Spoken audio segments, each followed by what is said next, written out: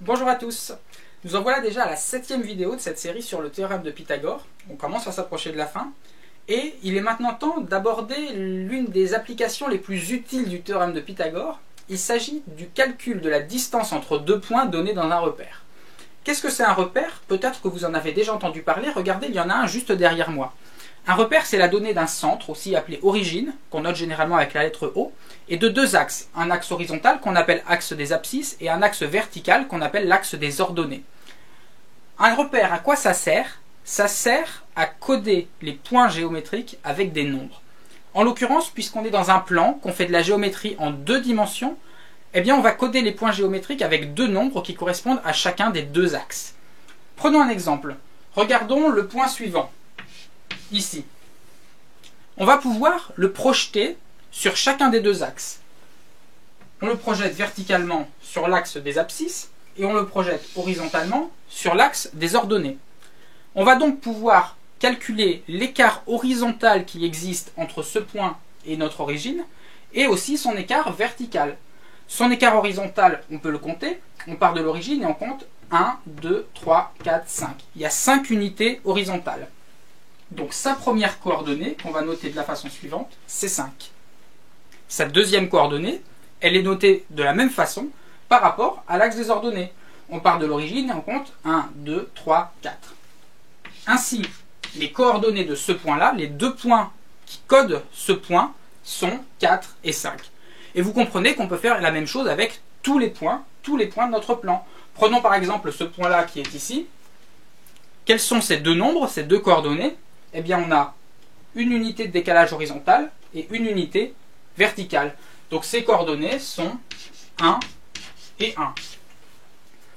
Maintenant, la question qu'on peut se poser quand on a comme ça plusieurs points dans un plan et qu'on fait de la géométrie à partir des coordonnées des plans, eh bien, c'est comment calculer la distance entre deux points donnés par leurs coordonnées. Regardons ces deux points, par exemple. On peut tracer le segment entre les deux. Et on peut se demander quelle est la longueur de ce segment, quelle est la distance entre ces deux points. Eh bien, figurez-vous que sans le théorème de Pythagore, on ne pourrait pas répondre à cette question. Comment est-ce qu'on va pouvoir le faire avec le théorème de Pythagore? Eh bien, très simplement, finalement, juste en traçant un triangle rectangle de la façon suivante. On a un triangle rectangle dont l'angle droit se trouve ici. Et combien mesurent les deux côtés de l'angle droit? Eh bien, les côtés de l'angle droit, c'est très facile de connaître leur longueur puisque ça correspond justement au décalage horizontal entre les deux points et au décalage vertical entre les deux points. Le décalage horizontal, ici on part de 1 et là on arrive à 5. Donc le décalage horizontal, la longueur de ce premier côté de l'angle droit, c'est 4. Le décalage vertical, maintenant, ici on part de 1 et ici on arrive à 4. Donc le décalage vertical, c'est 3. Et bien maintenant qu'on a les deux côtés de l'angle droit, c'est facile de calculer l'hypoténuse. Et l'hypoténuse, c'est précisément la longueur qu'on cherche.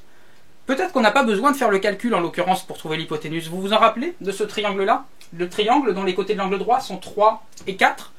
C'est le fameux triangle 3, 4, 5 qu'on a vu dans la vidéo précédente. Donc l'hypoténuse, ici, elle mesure 5. Si vous voulez en être convaincu, il suffit de refaire le calcul. On peut le refaire. Regardons les deux côtés de l'angle droit, 3 et 4. 3 au carré, c'est égal à 9. 4 au carré, c'est égal à 16. 9 plus 16, c'est égal à 25. Donc, le carré de l'hypoténuse est égal à 25. Et donc, au final, la longueur de l'hypoténuse, c'est racine de 25, qui est égale à 5. On retrouve bien le résultat de notre triangle 3, 4, 5. Et ça, on peut l'appliquer pour tous les points.